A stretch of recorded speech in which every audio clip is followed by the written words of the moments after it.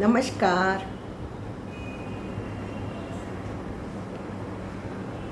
सबसे पहले गुरु का वंदन करें।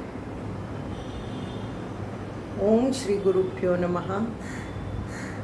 श्री भवानी शंकराय नमः। श्री मात्रे नमः।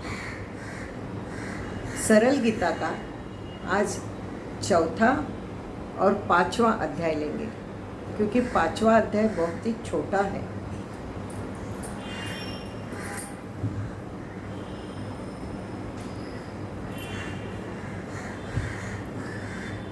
पार्थाय प्रतिबोधितां भगवतां नारायणेन स्वयं व्यासेन ग्रथितां पुराणमुनिना मध्ये महाभारतम् अद्वैतामृतवर्षिणीं भगवतीम् अष्टादशाध्यायिनीम् अम्ब त्वामनुसन्दधामि भगवद्गीते भवद्वेषिणीम्।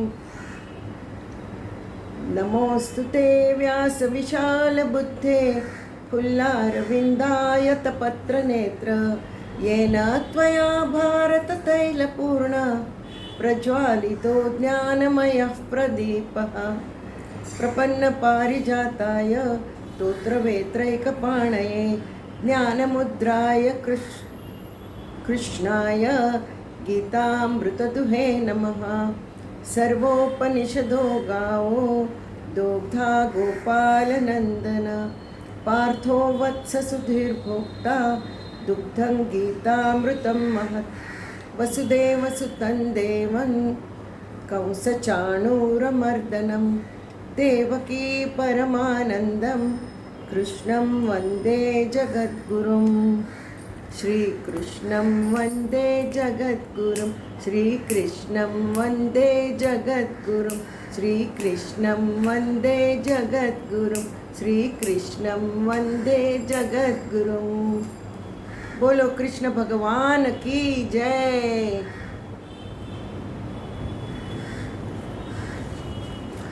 पिछले अध्याय में हमने कर्म योग देखा, कितने प्रकार के कर्म है और कर्म योग कब बनता है ये देखा। जब हम कर्म, जो भी कर्म हो अपना, वो भगवान को जुड़ते हैं कर्म से, तो वो कर्म योग बनता है, ये देखा।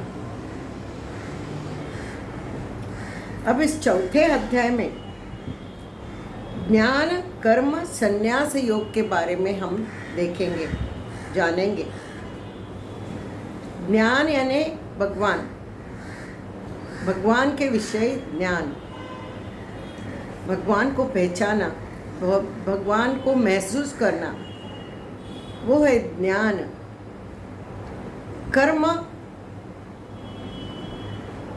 कर्म ज्ञान से जुड़ा हुआ कर्म, और वो करने के बाद उसका संन्यास छोड़ देना, वो इदम न मम करके छोड़ देना।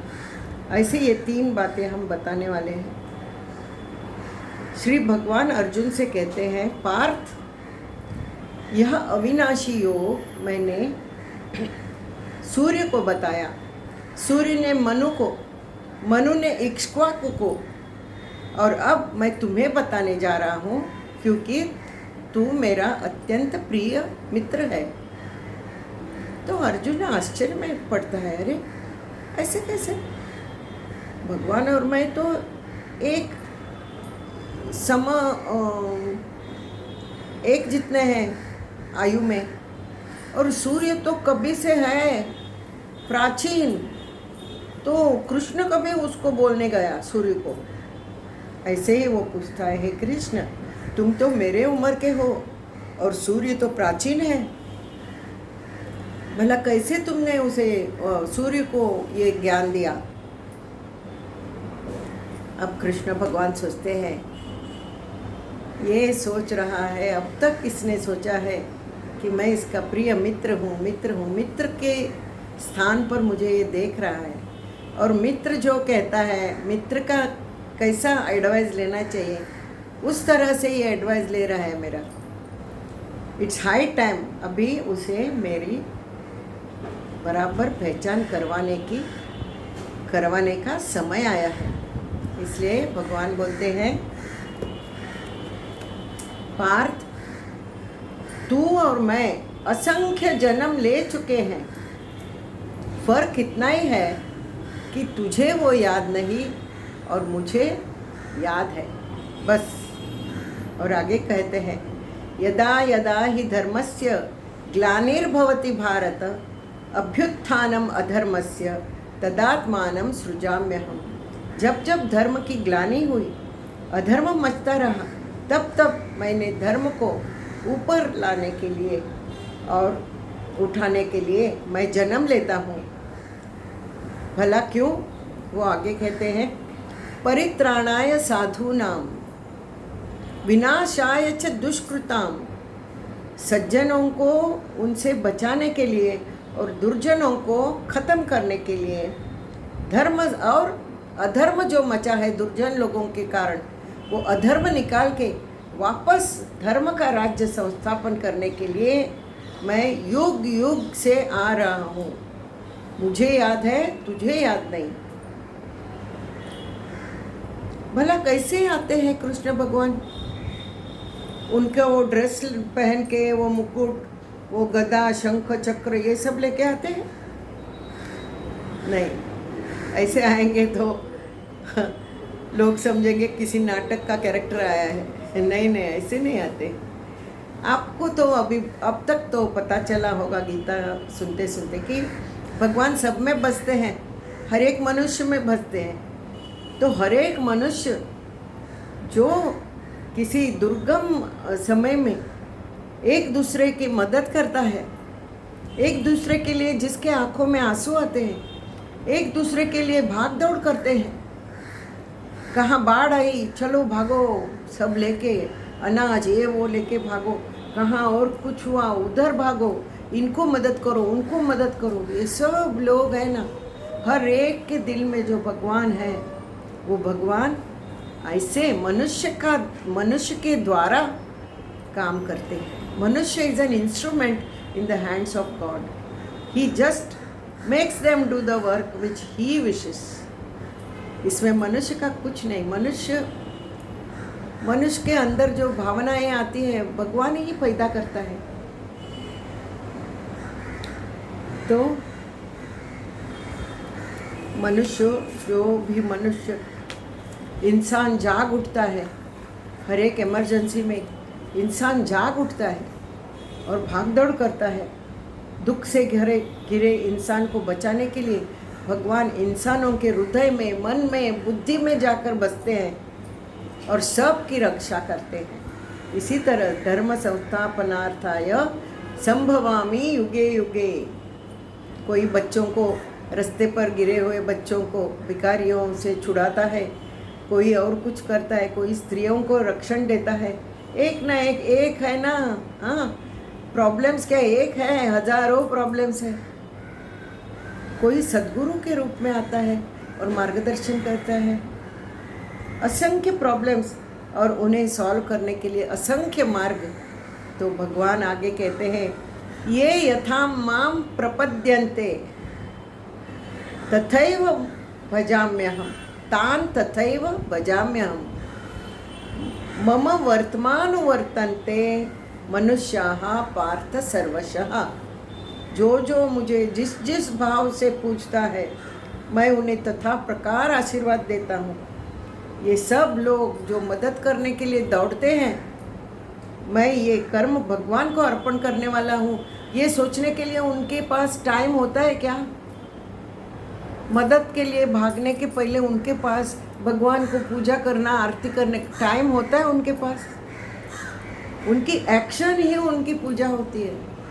जो मदद करने दौड़ते हैं, वो मदद ही उनकी पूजा है।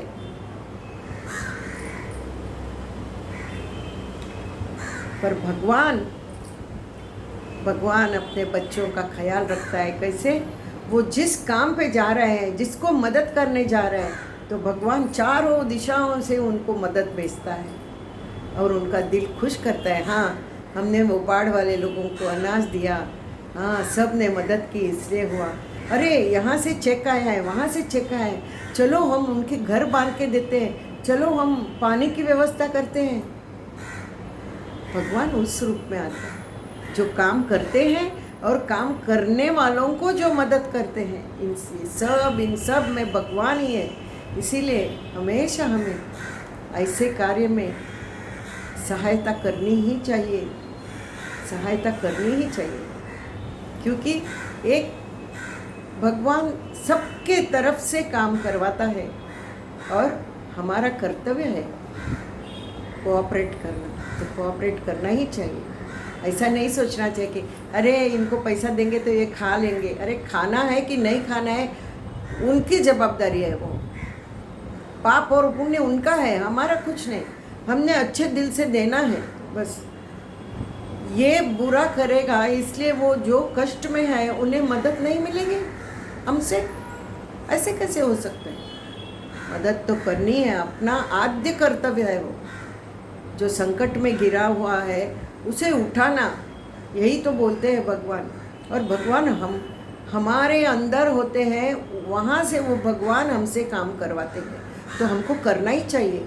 हमारे मन की बात हमें सुननी ही चाहिए। मन की बात यानी दो प्रकार की होती है। एक सच्चा मन हमें भगवान कॉन्शियस के रूप में हमें बताता है ये करो वो करो, और दूसरा अपना ईगो हमें बताता है ये नहीं करो वो नहीं करो, ये पैसा खाएगा वो पैसा खाएगा। तो उसमें जो श्रेय है वही चुनना है, जो प्रेय है हमारे फायदे का है वो नहीं चुनने का।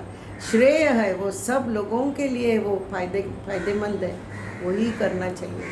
तो जिस रूप से जिस मार्ग से हम करेंगे उसी मार्ग से उसी टाइप का हमें आशीर्वाद भगवान देते हैं।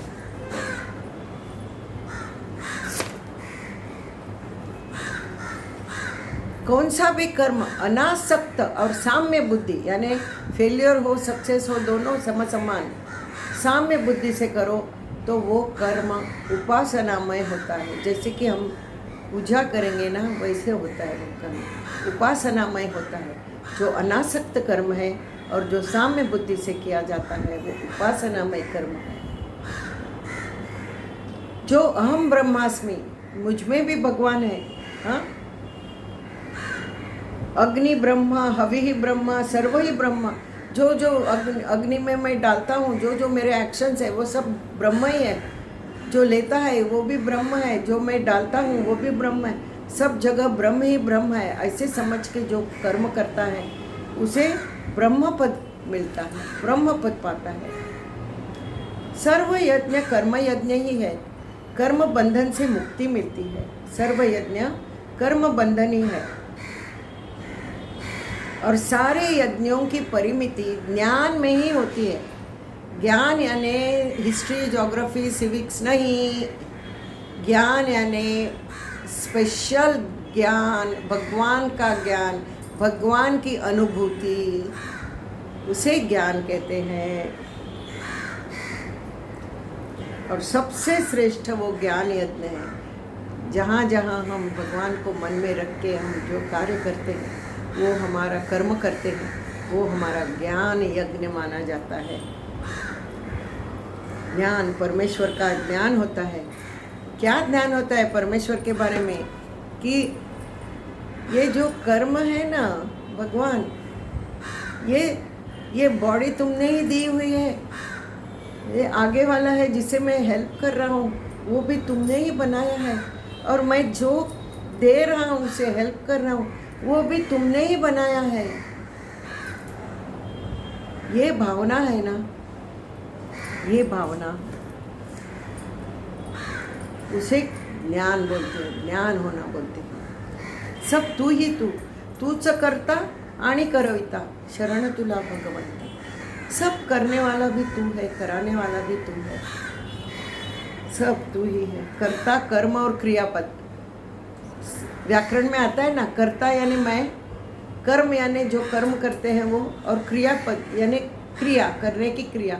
तो यहाँ कर्ता कर्म और क्रियापद सब भगवान ही भगवान है। एक हमारे बाल विकास में हम एक स्टोरी बोलते हैं।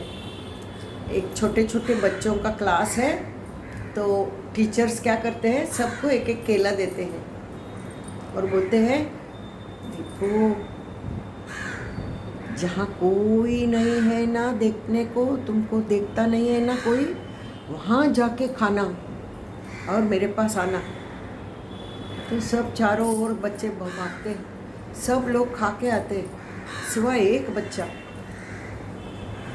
केला वापस देता है। क्यों भला, क्यों खाया नहीं तूने?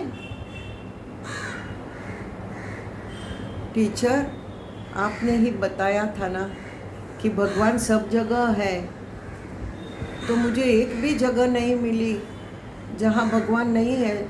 आप कहते हैं सब जगह भगवान है, तो मैं कैसे केला खाऊं? कितना इनोसेंट ना, कितना इनोसेंट। बहुत अच्छी लगती है मुझे ये स्टोरी। और एक ऐसी स्टोरी है, बहुत स्टॉर्म था, स्टॉर्म नहीं, ये बारिश ही नहीं गिरती थी एक गांव में, बारिश ही नहीं गिरती थी और सब ने होम किया, हवन किया, नामस्मरण किया, ये किया वो किया। और वो मुख्य आदमी जो था उसने बोला कि आज शाम तक बारिश आएगी, इतना हमने किया है ना तो भगवान प्रसन्न होगा और बारिश आएगी। हाँ बोलते, शाम को सब लोग इधर इकट्ठा होते हैं। सब लोग इकट्ठा हुए। एक 7-8 साल का बच्चा हाथ में छाता लेके आया है। उसे पूछा, अरे तू क्यों छाता लेके आया है? नहीं, उन्होंने बताया था ना बारिश आने वाली है, इसलिए मैं छाता लेके आया। इसे कहते हैं विश्वास, विश्वास, भगवान पे विश्वास। इतनी छोटी छोटी स्टोरीज है ना हमारे बाल विकास में। सत्य साई बाबा का हमारा बाल विकास करके एक ग्रुप है, टीचर्स है, वो सब जगह जाके ग्रुप्स को सिखाती है, बच्चों को वैल्यूज सिखाती है। उसमें ये स्टोरीज है। मैंने भी थोड़ी देर मैंने उसमें असिस्टेंटशिप की, सिखाती नहीं थी, मैं मदद करती थी उन्हें। बच्चे मुझे भी बहुत प्यारे हैं ना। तूच करता आणि करविता, शरण तुला भगवंता मी, शरण तुला भगवंता। तुझी आश्वासे पान हलते, हर्षे तुझिया फूल फुलते। तेज झळाळत गगनही झुलते, रविचंद्राचा तू निर्माता, शरण तुला भगवंता मी, शरण तुला भगवंता। देऊळ तुझी तूच मूर्ती, तूच आरती पूजा भक्ती, तूच असता माझी पूर्ती, मागायाचे काय अनंता, शरण तुला भगवंता मी, शरण तुला भगवंता। प्रेम से बोलो जय माता दी, जय गुरु, जय शंकर। अभी since the 5th chapter is very small, I will join it with this, even the subject matter is same. अभी अर्जुन अध्याय 5वां, अभी अर्जुन फिर चकरा जाता है, कंफ्यूज होता है। वो बोलता है कृष्णा ये क्या बात हुई? एक बार तुम कहते हो कि कर्म का संन्यास करो, कर्म करो और उसे अर्पण करो, संन्यास करो, और ये भी कहते हो कि कर्म योग श्रेष्ठ है, कर्म योग करो, यानी कर्म करना और भगवान को जोड़ना। इन दोनों में कौन सा श्रेय है? कौन सा भी एक मार्ग बताओ जो मैं कर सकूं? कृष्ण कहता है अर्जुन कर्मयोग और कर्म संन्यास दोनों एक ही सिक्के के दो बाजू है। कर्मयोग क्या है? कर्म करना है और उसे भगवान से जोड़ना, युज्य सायुज्य करना। तो वो भी कर्म करके आप भगवान को देते हैं, यानी छोड़ते हैं ना वो कर्म, यानी वो भी कर्म संन्यास ही हुआ ना एक तरह का। कर्म पर भी वासना नहीं और कर्म फल पर भी वासना नहीं। जो कुछ कर रहा है भगवान के लिए कर रहा है और ऐसा समझता है कि ये देह है वो भगवान ने दिया हुआ है। 9 नगरी का देह है, अपने देह को 9 नगरी का रूपक दिया है। 9 द्वार नगरी, हमारे देह को 9 द्वार है। भला कौन से 9 द्वार? 2 आँखें, 2 नाक छिद्र, नाक के छेद, 2 कान, 1 मुंह, 1 2 2 2 4 5 6 7 हुआ, और गुदा द्वार और योनि मार्ग 8 और 9। 9 द्वार की नगरी कहाँ है अपने शरीर को। बहुत लोग ऐसे समझ के सब कार्य भगवान को अर्पण करते हैं कि मेरा देह एक द्वार की नगरी है और उसके द्वारा सब काम होता है, इसमें मैं कुछ नहीं करता, मैं कुछ नहीं हूँ, मेरा इसमें लोप होता है। कर्मयोग में ऐसे नहीं है। कर्मयोग में कर्म करते हैं और वो हम भगवान को अर्पण करते हैं। इदम न मम, ये तेरा तुझी को अर्पण, यानी फिर भी मैं हूँ और भगवान है, ये दोनों जॉइन होते हैं और कर्मयोग होता है। लेकिन कर्म संन्यास क्या होता है? वो करने वाला आदमी को क्या लगता है? मैं नहीं हूँ इसमें, ये एक 9 द्वार की एक नगरी भगवान ने भेजी है और वो 9 द्वार से सब कर्म होते हैं। उसने ही बनाया है, वो ही करवाता है, उसमें मैं नाम की चीज़ ही नहीं हूँ। तो वो हुआ कर्म संन्यास हुआ। वो कर्मयोग, कर्म पर भी वासना नहीं, कर्म फल पर भी नहीं। जो है 9 नगरी का देह है, उसी से सब हो रहा है काम, कर्म हो रहा है। इसमें मैं कहाँ आ गया? मैं नहीं हूँ इधर। कर्मयोग, कर्म भगवान, यत् यत् कर्म करोमि तत् तदखिलम शंभो तवाराधनम, शंभो को अर्पण करते हैं। और कर्म संन्यास टाइप वही है, पूरक है, दोनों पूरक है, दोनों एक ही सिक्के के 2 बाजू हैं। तो कर्म योग हर एक को कर्म करना ही पड़ता है। कर्म संन्यास करने वाले को भी कर्म करना ही पड़ता है और कर्म योग वाले को भी कर्म करना ही पड़ता है। इसलिए कर्म बहुत इम्पोर्टेंट है, कर्म योग बहुत इम्पोर्टेंट है। हर एक के लिए कर्म करना ही है। Though they are 2 sides of the same coin, they are made of the same material with a little difference. तो ऐसे बोला है, कर्म संन्यास और कर्म योग के बारे में ऐसे बोला जाता है। तो वो कवि क्या कहता है? सुख दुःखाची ऊन सावली, तुझीच जाणीव वेळोवेळी। सुख दुःखाची ऊन सावली, तुझीच जाणीव वेळोवेळी। तुझ्या कृपेच्या पंखाखाली, जीवदान ते मरणा मिळता। शरण तुला भगवंता मी, शरण तुला भगवंता। प्रेम से बोलो जय माता दी, जय माता दी, जय माता दी। जय गुरु, जय श्री कृष्ण। ओम तत्सत। श्री कृष्णार्पणमस्तु।